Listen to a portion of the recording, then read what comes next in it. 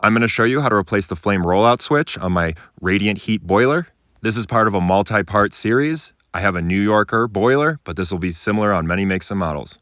So the purpose of a flame rollout switch is to prevent any backflow flames from melting down and starting a fire in the system. The first thing I do is turn off the gas, turn off the power, and also the breaker. So this thing has no power, it cannot turn on. I was able to find the part number literally on the switch and ordered one off of Amazon. It came pretty quickly. This is going to be a very quick repair. All we need to do is to remove the switch, install the new one, and connect these two wires. I simply undid that Phillips head screw on the bottom to loosen it up. Then I could get the top one off that actually pulled it off.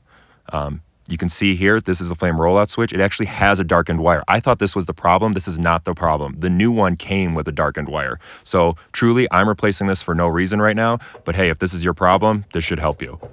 Again, just replace the switch. It's just a couple Phillips head screws. I actually loosened the bracket Phillips head screw just so I could access the one Phillips head screw that actually held the switch on.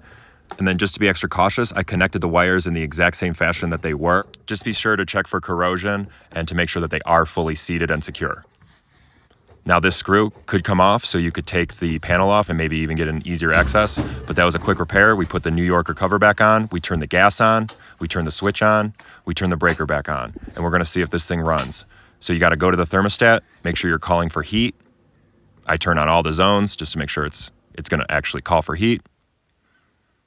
We have multiple thermostats in our house, so I go to all of them and make sure they're on. You can see I had to change the batteries in that one. And these are the zone control valves. These should be rising as it's calling for heat. This is what it should be doing when it's calling for heat. You can see the tops of the solenoids have lifted, indicating that you are asking to heat the system. And the boiler did turn on. It started to heat. Still wasn't feeling radiant heat, which was my first suspicion that this was not the problem. But everything seems to be operating as it should. Again, the control board turns on, the igniter goes. You hear it kind of buzzing and clicking, making the noises, and then the flame actually does kick on.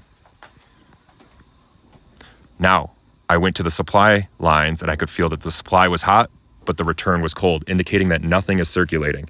The supply being too hot and the return being cold was a dead giveaway to the actual problem at hand, so remember this for later.